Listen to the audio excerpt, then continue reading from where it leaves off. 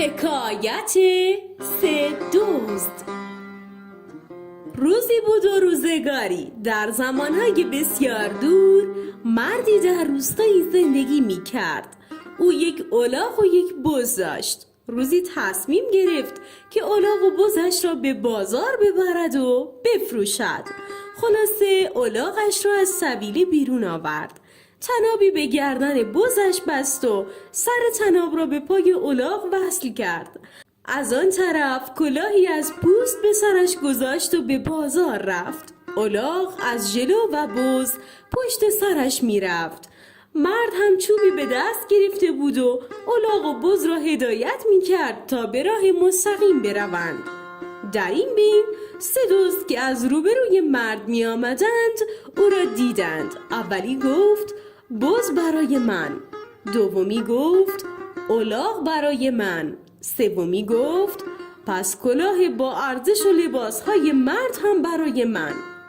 صاحب الاغ و بز بی خبر از همه جا می رفت. زنگوله‌ای هم که به بز آویزان بود مدام صدا می کرد. در راه مرد پارچه فروشی را دید و پارچه این نظرش را جلب کرد. چند لحظه ایستاد.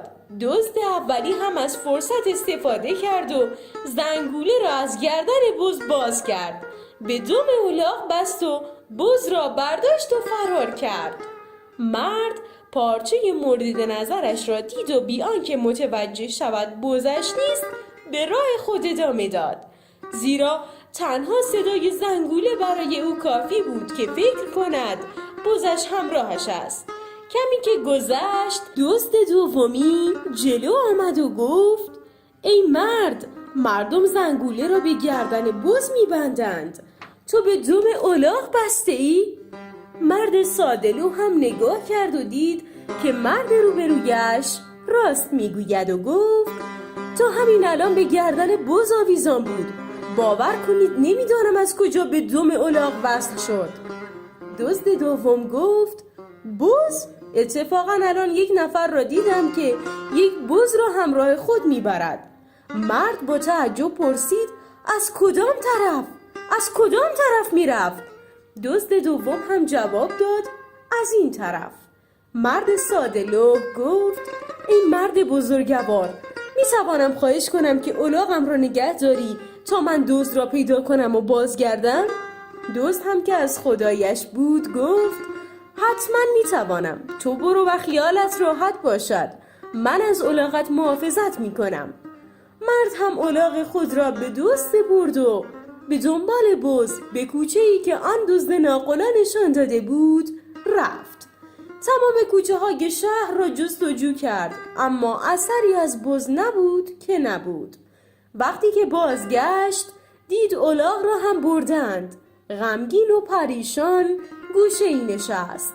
دزد سوم که در کمین مرد بود و منتظر چنین فرصتی جلو آمد و گفت چرا ناراحتی؟ مگر تو هم مانند من چیزی گم کرده ای؟ مرد گفت دست روی دلم نگذار که خون است. بزم را بردند، رفتم به دنبالش که از خدا بی خبری دیگر الاغم را هم دزدید. دزد سوم که خود را یک انسان شریف و با ادب جا زده بود گفت عجب آدم‌هایی پیدا می‌شوند. اتفاقاً من هم یک انگشتری زیبا داشتم که نگینش از جنس الماس بود و بسیار در دستم می‌درخشید. اما امروز صبح کنار دریاچه از دستم رها شد و به داخل آب افتاد. اگر کسی پیدا شود که انگشترم را پیدا کند آن را می‌فروشم و نصف پولش را به او می‌دهم. مرد کمی فکر کرد و دید که چه پیشنهادی بهتر از این، زیرا می توانست با آن پول 10 بز و الاغ بخرد و زندگیش را عوض کند. پس به دزد گفت من شنا بلد هستم، خودم به دریاچه می روم و انگشتری را پیدا می کنم. هر دو به کنار دریاچه رفتند. مرد ساده‌لوح کلاه و لباسهایش را به این دزد ناقلا داد و گفت تو اینها را نگه دار تا من بروم و انگشتری را پیدا کنم و بازگردم. خلاصه مرد چشمانش را بست و در پی انگشتر گم شده شیرجه زد درون آب.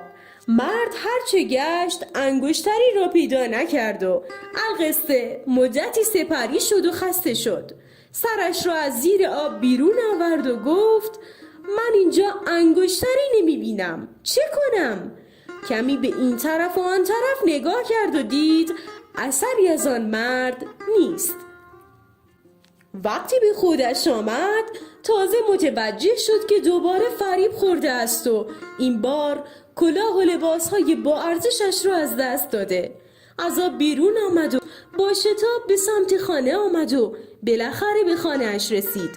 چوبی که در گوشه حیاط بود را برداشت و همینطور دور سرش میچرخاند و دور حیاط میدوید و فریاد میزد زودتر در را ببندید. همسرش آمد و گفت چه خبر است مرد؟ چرا لباس به تن نداری؟ چرا چوب را دور سرت میچرخانی؟ مرد گفت بز را دزدیدند، الاغ را دزدیدند، لباس و کلاه هم را هم دزدیدند. چوب را به تو میدهم که خودم را ندزدند.